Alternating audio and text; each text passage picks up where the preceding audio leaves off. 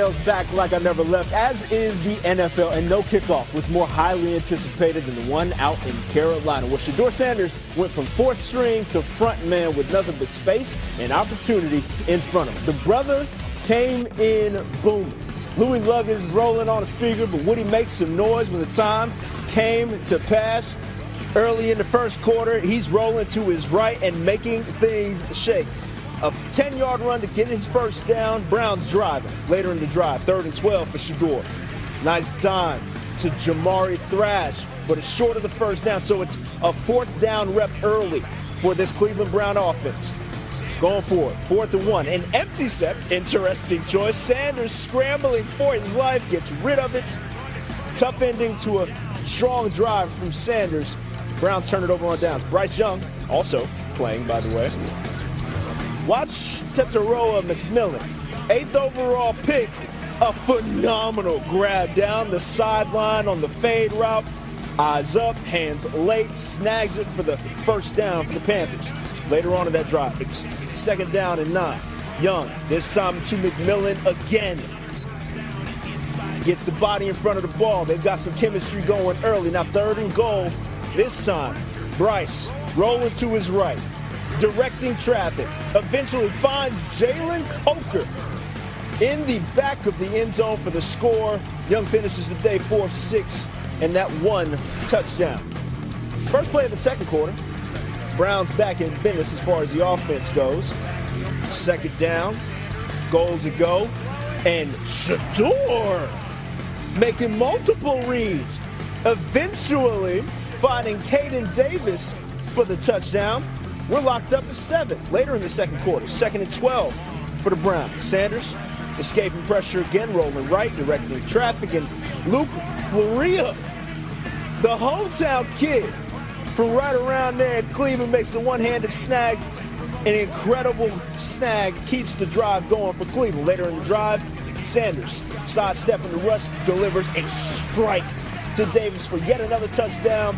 LeBron James even appreciating the effort, as were a host of other individuals, including in that stadium. Browns up 14-7, 3rd quarter now. 1st and 15 from the Panthers 48.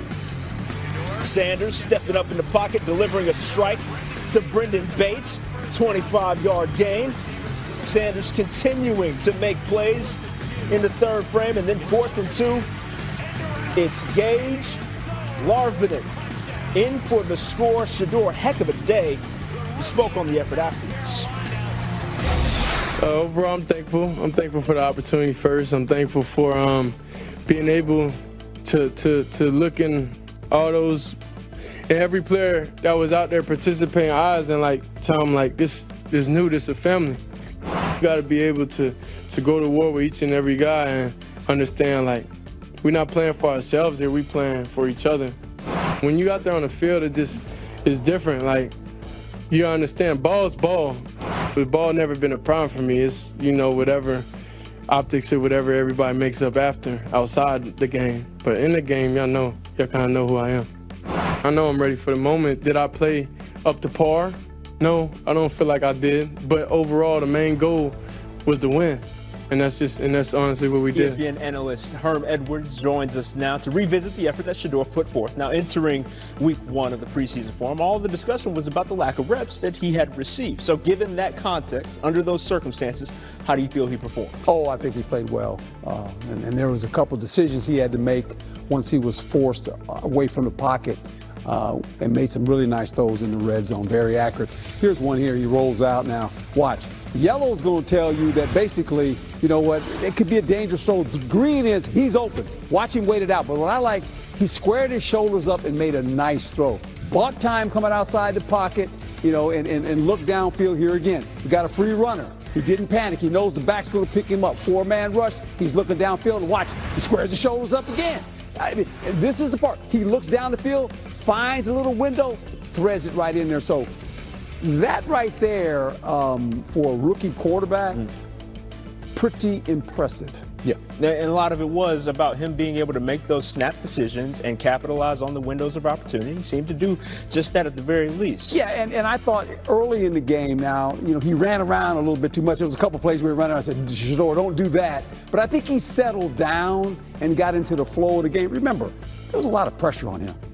And you say what you want, but there's a lot of pressure on him to start this game. That is a rookie, and he showed to be ready to go more than anything. Don't go too far, Coach. We'll be right back with you in just a moment. In Atlanta, a preseason game took place between the Lions and Falcons, but what began as the joyous return of NFL football took a completely different tone by game's end. Play was suspended between the two teams during the fourth quarter as the injury to Lions safety Maurice Norris occurred. Norris appeared to take an inadvertent knee to the head while attempting to make a tackle and was eventually taken off the field in an ambulance. You can see the players there solemnly taking a knee, and once play resumed, players from both Atlanta and Detroit joined hands in unison, and after the clock continued to run, the officiating crew announced the suspension of play with 6:19 remaining in the fourth quarter, citing a call from the New York League office. Here's head coach Dan Campbell post-game. Start with this, our obviously thoughts and prayers with Mo Norris. We got some positive information on him, that he's at the hospital, and I'll have to just leave it at that. But obviously, something like that happens, it puts things in perspective. So I'm just praying for Mo. I ask that everybody prays for him. Questions? Just breathing, he's breathing, he's talking. It's good. He's got some movement. So, and now they're running more tests. Raheem Morris is a class act. He's the ultimate class act. So, we agreed that it just didn't feel right to finish that game. And that man's a class act, always has been. Really glad that we have Herm Edwards still here with us to discuss. How did you perceive the decision made by the players, the coaches, and eventually the league at large on this matter? Well, I thought it was handled correctly. The players had a sense of, this game's about over. We've just seen something that is very disturbing. And then I thought the league did a fabulous job of jumping in and saying, we're done. We're done for the night. Because can you imagine if they didn't do that? The head coaches would still be at a press conference. Having to answer. That's a bad position to put a head coach in. A bad position, because you understand what the players are feeling. You get it. You saw what happened. They all had that glaze in their eye going, this is I'm not going to say meaningless preseason game, no, but it doesn't count on the score. It counts as far as talent, evaluating players. Right. But when you see something like that, these players just said, hey, we can't do it anymore. We're good. And then the league stepped in and said, game's over. Yeah. Good. Understanding that larger things were